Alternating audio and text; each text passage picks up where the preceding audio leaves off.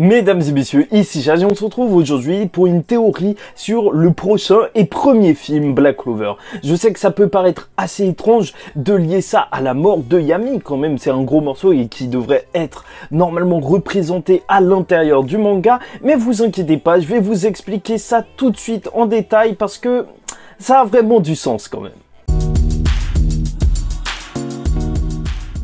Donc voilà, j'ai déjà fait une théorie sur la mort probable de Yami ou de Vengeance, et même si je disais que je pensais que normalement ce serait plus Vengeance qui serait amené à mourir à la fin de l'arc de Spade, parce que tous les deux ont été kidnappés et pour l'instant leur sort reste encore à déterminer, je pensais que Yami, lui, n'avait pas assez avancé à l'intérieur de son arc narratif, même de son développement, des choses qu'on pouvait voir à propos du personnage pour le perdre dès maintenant. Parce que oui, il y a déjà son pays natal, il y a la création du taureau noir, et même il y a la relation Charlotte-Yami qui, il faut dire, est au centre de son personnage quand même, ou tout du moins au centre du personnage de Charlotte.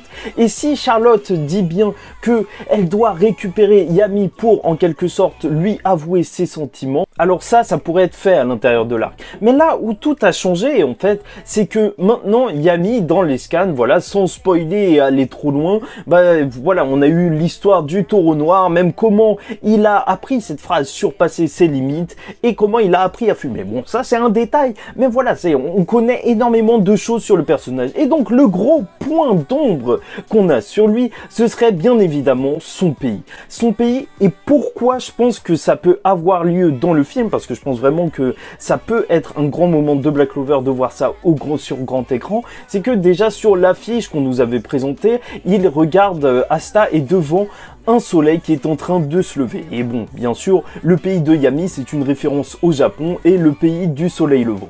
Mais il n'y a pas que ça. C'est aussi le fait assez étrange que, normalement, le film, il aurait pu se dérouler après, justement, tout l'animé, puisqu'il va sortir longtemps après. Sauf qu'on nous montre bien un Asta qui a ses deux bras. Et ça, c'est assez étrange, parce que je vous rappelle que, normalement, il l'a perdu lors de son pacte avec Libé contre Dante. Normalement, à partir de ce moment-là, il n'a plus son bras. Et c'est même ce qu'on a pu voir durant l'animé. Même la dernière image de l'animé, c'est ça.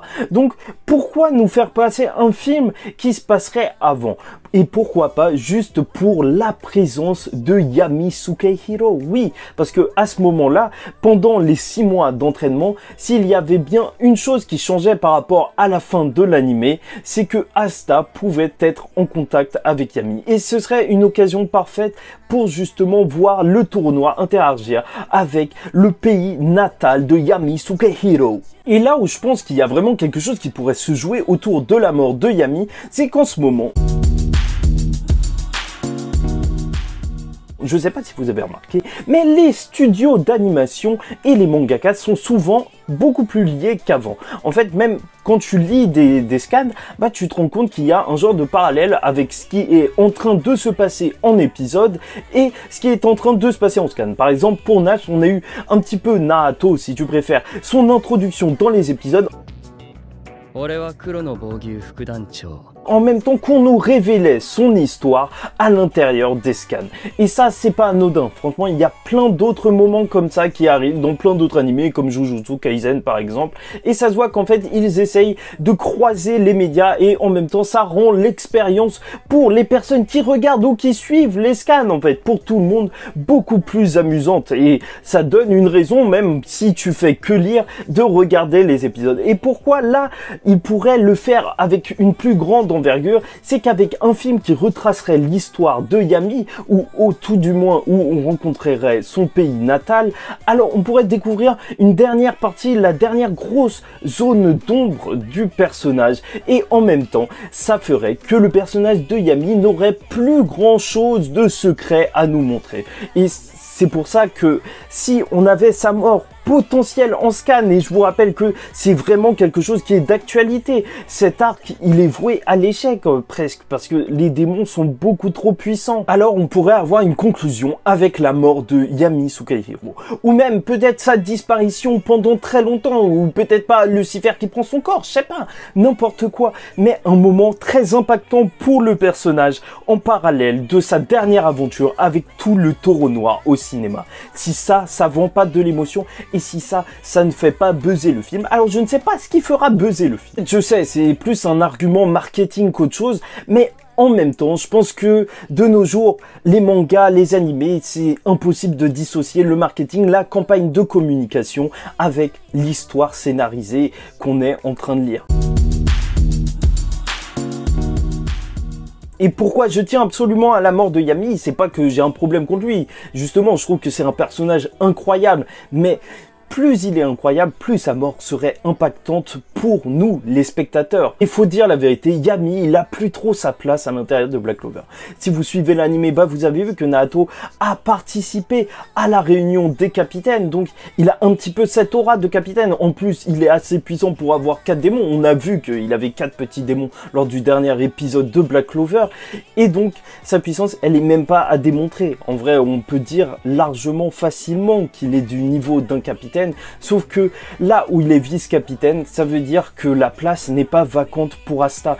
Et donc, quoi qu'il arrive, s'il y a Yami et Nash, alors il manquera une place pour que Asta devienne vice-capitaine. Le but de l'histoire qu'on est en train de nous raconter quand même, c'est de voir Asta grandir et atteindre le niveau d'empereur mage, ou tout du moins le titre d'empereur mage. Et il peut pas le faire en brûlant les étapes. Si Yuno est devenu vice-capitaine, il faut un moyen pour que Asta lui aussi ait cette chance. Et le seul moyen, c'est de perdre soit Naoto, soit de perdre Yami. Et sauf que Yami, là, ils ont vraiment le champ libre pour nous raconter une grande histoire, nous faire vivre de grandes émotions, nous le faire voir au cinéma avec une dernière mission accompagnée du taureau noir avec Asta.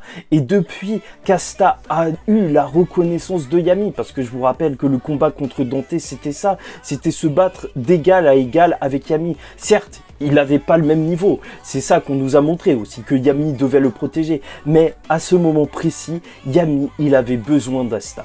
Et c'est pour ça que maintenant qu'il a eu besoin de lui, même si la mission principale de Yami, depuis l'arc des elfes, en fait, depuis que Julius lui a demandé de protéger Clover à sa place, c'est de devenir le gardien de Clover, Asta, on est d'ores et déjà le gardien. En fait, c'est juste que je vois pas la place que Yami aurait au sein du taureau noir si Nash te revenait.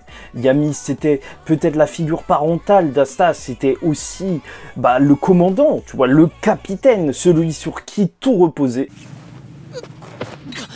Et pour s'émanciper, pour que Asta devienne lui aussi une personne aussi valeureuse et peut-être un jour un capitaine du même rang que Yami, il faut qu'il s'émancipe. Et son émancipation, ça passe par soit la disparition de Yami, soit sa mort. Et cette mini-théorie, au final, pour moi, ce serait juste le plus grand hommage qu'on pourrait faire à Yami, en faire à la fois un film et parallèlement sa disparition dans les scans pour montrer à quel point ce personnage était important dans l'histoire de Black Clover.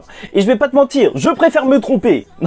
Non, là c'est sûr, je préfère me tromper, mais c'est vrai que pour que le scénario avance, il faut qu'il arrive quelque chose de grave pendant cet arc. Enfin bref, j'espère que tu as apprécié cette vidéo. En tout cas, pour moi, c'était un plaisir de te la faire. Vraiment, parler de Yami de cette manière, c'est assez étrange. L'imaginer disparaître, mais je pense vraiment que s'il doit disparaître, et je pense qu'il doit quand même tout du moins être écarté de l'histoire, alors s'il faut que ça passe par un grand moment. Et le film, c'est parfait, c'est vraiment juste parfait pour ça. Bref, n'hésite pas à liker la vidéo, la commenter, me donner ton avis sur cette théorie. Je sais que c'est une mini théorie, mais en même temps, quand j'y ai pensé, je me suis dit, il faut absolument que j'en parle à la communauté.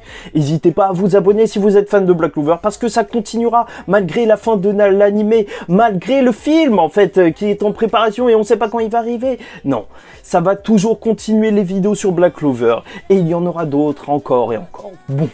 En attendant, j'espère que vous allez bien, que tout se passe bien pour vous. N'oubliez pas de surpasser vos limites en commentaire. Et je vous dis ciao tout le monde et paix sur vous.